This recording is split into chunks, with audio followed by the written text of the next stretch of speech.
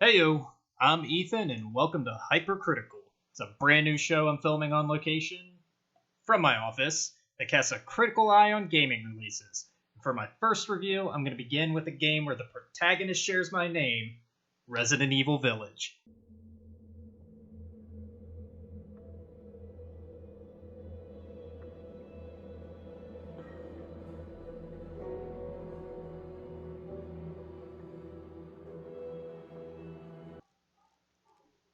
Now, before we start, I should state the obvious. I am in no way sponsored by any of the games I review. I don't get early copies. I buy them off the shelf on release day. I play them, reflect on them, and then I write up my scripts.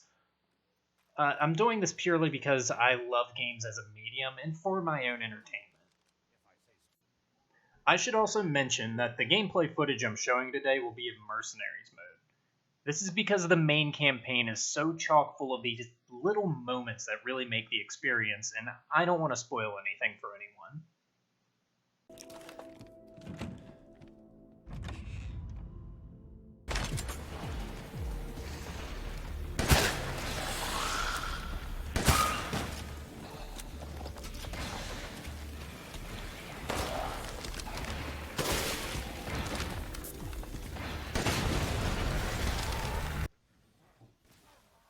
So I'd like to pivot and talk about gameplay for a little bit. Gunshots and damage in the game all feel very visceral. Everything has this great sense of weight. When you get smacked, you do not want to be smacked anymore.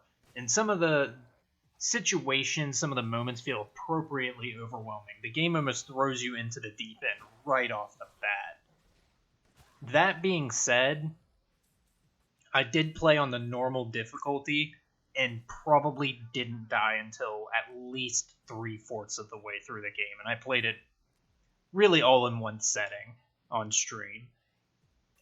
That's not the game's fault at all. I probably would have been better served playing it on hardcore, but that may be something to be aware of if you've played Resident Evil 7 or if you're pretty good at first-person shooters. It might take some of the tension out of the game because it is a little on the easier side. That being said, the enemies really don't outstay their welcome. You don't fight the same enemies to the point that you get used to them, and that really keeps encounters feeling fresh and threatening. I didn't know until playing the Mercenaries mode that you're watching right now how many bullets would kill most enemies.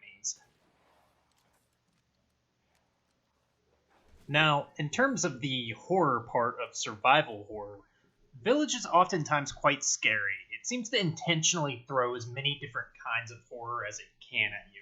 One moment you may be fleeing for your life, another you might be hiding from somebody stalking you. And other times there's gore and body horror thrown in. It really runs the whole gauntlet of horror tropes and horror things that you can be scared by, and I thought it was fantastic in that regard.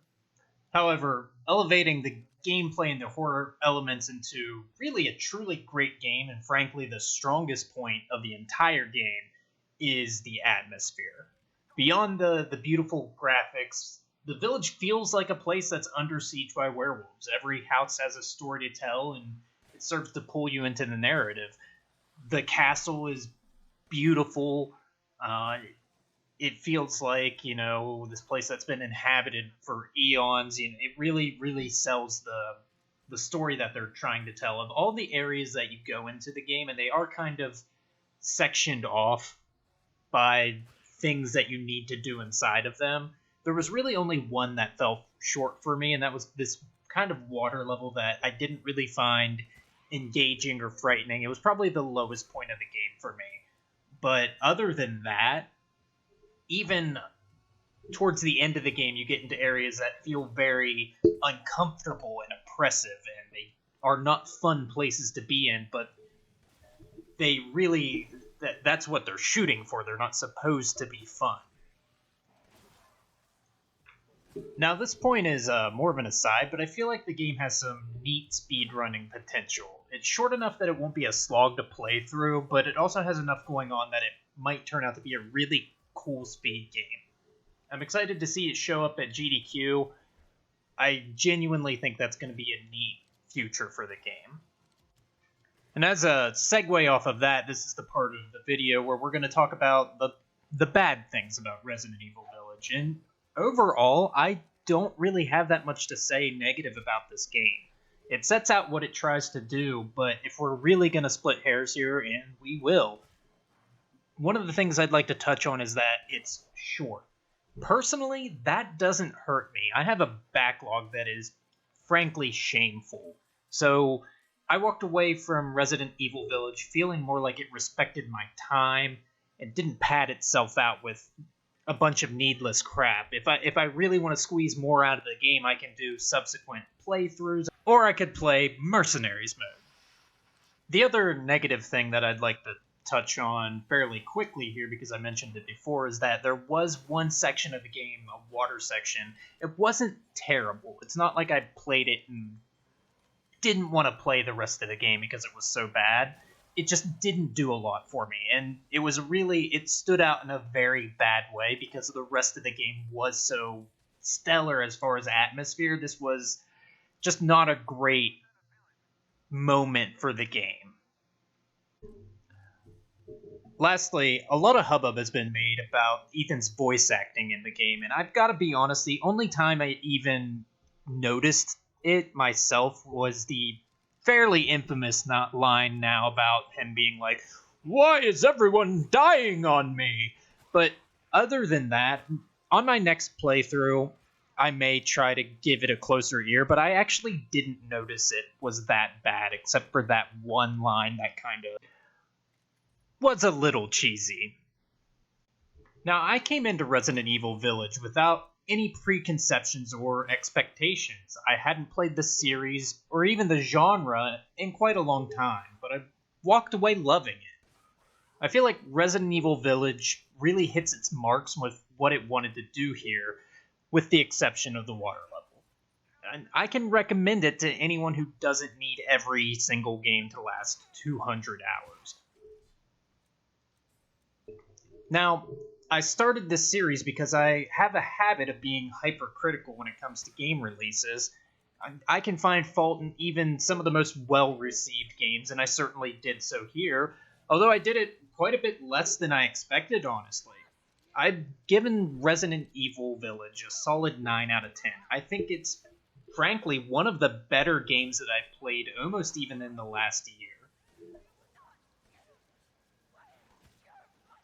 If you've gotten this far in the video, I appreciate you sticking around and watching. This is my first review, my first real project that I edited, and, it means a lot to me. So thank you for that, and I'm gonna see you out here with some outtakes. So I'll be honest here. Sometimes I can talk, sometimes I cannot. That being said, I loved Resident Evil Village. I live stream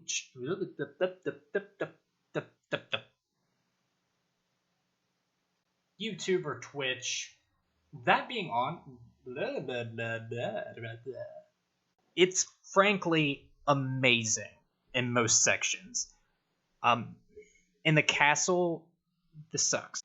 As far as horror, it's fantastic, but I did not like being there either, which is kind of a change of pace because I genuinely enjoyed the castle and the village being in there, but